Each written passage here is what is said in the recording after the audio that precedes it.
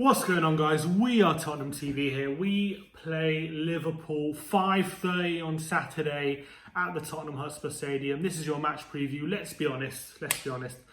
None of us are looking forward to this game. We've been dreading this game for weeks. We have Liverpool top of the league, 18 wins out of 19 games, 13 points clear in first place. They beat us in the final in June. Still not over that. I'm not sure if I ever go over that. They beat us 2-1 earlier in the season. We held our own in that game, but a stupid moment from Serge Aurier cost us a point at Anfield. And Gazaniga obviously as well kept us in that game with countless amount of saves. But this game is just, it's going to be hard. It's going to be tough. Let's be honest. Liverpool have been taking every side apart this season as they come.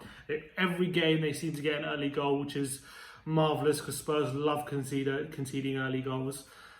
How are Spurs going to get past this game? How are we going to even try and approach this game? And not only would this game be impossible if everything was going for us and if we had a fully fit squad, the news broke yesterday. Harry Kane has been ruled out till April, which means we're not going to have a striker for this game. Added to that, Moussa Sissoko's out till April, which means he's not going to be playing this game. Ndombele very likely to not be playing in this game. That's two midfield powerhouses ruled out against Liverpool's midfield three, who are workhorses in that midfield. They're tenacious. They won't give you a second, and we're really going to need that physicality in the centre. So, brilliant time for Sissoko and Ndombele to be out. Harry Winks always has injury problems. He's been hauled off early in his last two starts for Spurs.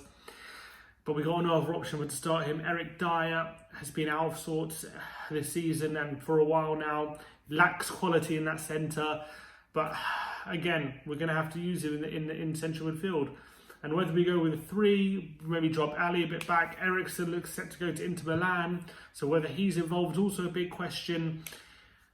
And then we obviously have no strikers. So Son's going to be playing up front, which leaves an extra space in behind in the three. Probably going to Lucas Dele and most likely, it could be Lo Celso or Lamela. I'm not sure which two.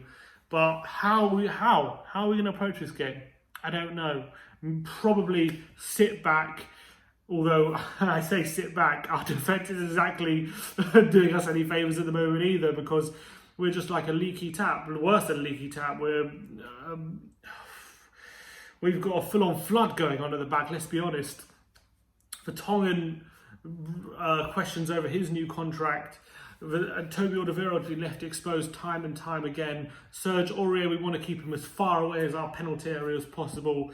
And then who's the third one? Probably Davinson Sanchez, who's probably been our best defender since Jose Mourinho's come in, to be fair to him. But again, on the ball, so limited. And really, if Liverpool press him high and don't give him time on the ball, then I can see him giving away possession many times.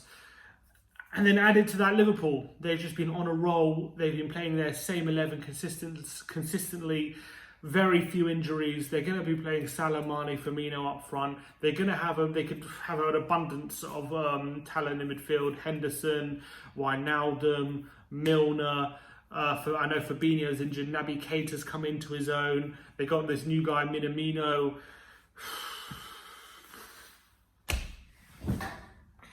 I don't know. And then added to that, maybe keep it tight in the centre. They'll just exploit us on the flanks because they got Trent Alexander-Arnold. They got Andy Robinson, who are just going to tear us apart on the wings. Let's be honest. They're going to be overlapping.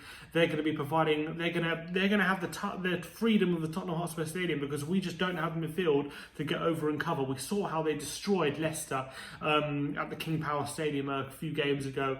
That was a lesson in how to use your fullbacks effectively going forward. Trent Alexander-Arnold, I've just never ever seen output like he does from fullback. He's better than Beckham, honestly, at his crossing, and he could be a midfielder easily. He could be an attacking midfielder with his kind of output. He can whip him in from 25 yards, that's for sure. But the way they use him, they get him out wide in space, get crosses into the box, and I think we're going to struggle to deal with those as well. So, and then sit back and wait for a counter-attack. Okay, you're thinking, all right, maybe we can hit them on the counter with Son up front, Lucas Moura on the wing. We got a bit of pace. Son playing on the last shoulder maybe gives us a bit more of an attacking threat than Kane, just because with Kane you have that threat of physicality, but with Son you have that threat of pace on the counter. But you have Van Dijk and you have Joe Gomez, who are no slouches. They're not guys who you would definitely back Son in a foot race, because let's be honest, you saw in the Champions League final that moment when Son has a chance to run at Van Dijk, one of his only moments the whole game, because let's be honest, Son's not going to have many moments, and he has a chance to run at Van Dijk, and Van Dijk dealt with him easily, shepherded it out. He couldn't even get a corner. That's him in Son. It was 1-on-1 with Van Dijk at the time. Everyone remembers the famous moment, Sissoko and Son 2-on-1 against Van Dijk. Who comes out on top? Virgil van Dijk. And even if we do happen to breach their defence, even if we do happen to get in behind once, even if we do happen to get a lovely ball over top from Toby Alderweireld, who I'm guessing is going to be our main weapon in this game, because let's be honest, that's been our main weapon since Mourinho's come in. Who do they have in goal? They have the sweeper keeper Alisson, who's going to be very, very quick off his line to cut out any sort of balls in behind. He's going to be chasing Son down. He's going to be coming out early to clear any balls, any space. And even if Son gets the ball first, he's an extremely good goalkeeper at saving 1-on-1. So many things, so many different things are going to have to go for us if we're to get a point out of this game, let alone all three. Well, there's always hope, I guess. There's always hope we can just turn up. Maybe Dyer is going to have that performance he put against Man City in 2015. That's what I'm relying on. I'm relying on Dyer putting in performances that he put in 4 years ago to try and get a result in this game. Maybe Lucas Moura can put in a worldly performance. Maybe Lo Celso will finally turn up and have the game of his life. Maybe Ndombele will be miraculously fit. Maybe Vertonghen will find his legs. But that's a lot of maybes. And Liverpool have a lot of definites. Let's be honest, I can't see anything other than Liverpool win. I think this might be the first time on this channel I'm predicting a win against Spurs. I'm predicting a loss for Spurs. I don't think I predicted a loss for Spurs. Even when we go to Liverpool away, I'm like, 2-2 maybe. But I can't see it this time. This is the first time not the first time I'm expecting a defeat, but the first time I'm really thinking there's no way we're going to get a result in this game. And yet that hope still lingers. I can't see it at all. Every single avenue I see on the pitch, nothing. There's no hope. There's no chance we're going to get anything. But then you think Mourinho loves to park the bus. He's gotten big results against Liverpool before. I even look at that game at Anfield, the game where he got sacked. And Man United were more than in that game. And if it wasn't for 2 deflected goals from Shaqiri, they might have well have taken a point out of that game. Albeit they lost and he got sacked. But he has form in these kind of games of pulling out a result. But then you look at his big game results for Spurs.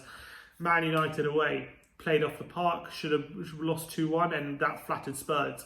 Chelsea at home, played off the park, lost 2-0, flattered Spurs.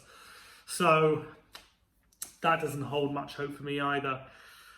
It's going to be intriguing. It's going to be intriguing how we approach this game. Obviously, news breaking that Piatek from AC Milan. I'm not really sure how to say his name, but I have been following him since he was at Genoa last season, and he was banging in the goals, and then he joined AC Milan in January and carried on his good form. Hasn't really carried on this season, but there's obviously a lot of talk about him joining Spurs, which made me laugh because there was talk we agreed a deal for 27 million. There's another talk that we made a bid of a cash bid plus Foyth and Wanyama, which couldn't be more Levy, could it? He's a signing that we need, but we're not going to get him in time for this game, that's for sure. So we're going to go into this game strikerless, I'm pretty certain of that. Under Pochettino, without Harry Kane, we kind of got away with it a bit. We could kind of cope because the way he plays with that high pressing system, with the system that closes the defenders down in possession as quickly as possible, and then on the quick transitions, on the turnovers, try and get something. it worked kind of. We weren't. I still think we were better with Harry Kane, but we still were able to get results because with Son and with Lucas up front, we played two up front at the time. That pace, it was able to get us further up the pitch. It was able to close those defenders down a bit quicker, and we were able to have a bit of space in behind because the defenders were rushed into playing the ball. And we were able to get a few quick transitions out of it, and able to get some goals. And Son obviously is a very lethal striker with a bit of space. But under Mourinho, I'm struggling. I'm struggling because he's a manager who's clearly. I look, don't want to get too judgmental into his style of play, but what I've seen so far since he's been Spurs manager, very, very much long ball over the top. Look for the run in behind.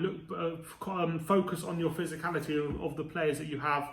Try and win the second balls, and if we try and win second balls, there won't be no second balls with Son trying to win headers and Eric Dyer and Winks trying to follow up. There's not going to be any second balls being won there, so I expect to be dominated in possession.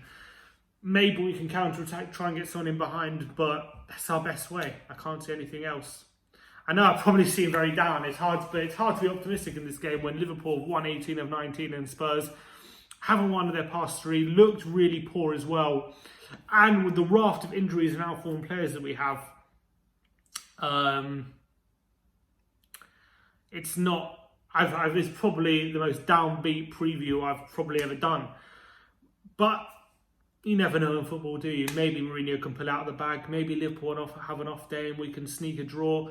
Maybe Man United got a draw out of Liverpool, so if they can do it. And they got Fred in their team, so you never know. They tried that kind of high pressing game and had that intensity and had Rashford up front who could mimic what Son could do, trying to think of the positives. But when you think of Aurier at fullback against Sadio Mane, when you think of Vertonghen or Sanchez at centre back being closed down by Firmino, when you think of Henderson and Wijnaldum and Keita having that energy in midfield against Winks and Dyer, or dare I say it, Wanyama. When I think of Trent and Robinson striding forward with Lo Celso and Lucas Moura trying to track back, and Dele Alli as well, maybe he's going to form midfield three. And then I try and think of Son up against Van Dijk and Joe Gomez. So, you can see the logic I'm getting at.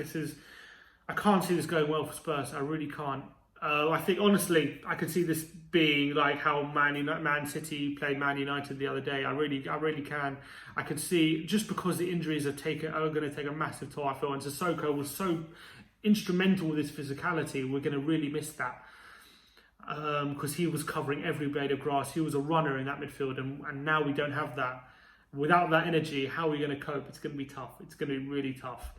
I can really see like a 3-0 at half time. I'm not joking. And then hopefully Liverpool take their foot off the gas and we avoid embarrassment. But I think the very best we can hope for is we go 1-0 down and then we try and stay in the game till late on, and then Liverpool kill us off late in the game with a second and we lose 2-0. That's if we're lucky. I think that will probably be not too bad if we only have a 2-0 loss at home. But there you have it. That's my thoughts on this game. I know it's been a bit negative. I'm not usually so negative. I'm usually like to see the positives and things, but I've literally gone through every avenue in this team and I can't see a way Spurs are going to come out on top in any department. So expect the worst, but I always get this, but whenever we expect the worst, Spurs seem to surprise you. It's always when you lose hope, Spurs seem to pull something out the bag. It's actually when we're confident, like I was against Chelsea and against Man United, and I was confident of getting a result, that's when they let you down. So I ain't confident. Let's see what happens. I'm going to go for 2-0 Liverpool. First time I'm predicting a loss on this channel. Like, subscribe if you like the content. Let us know in the comments below how you think this game is going to go. And as always, come on you Spurs.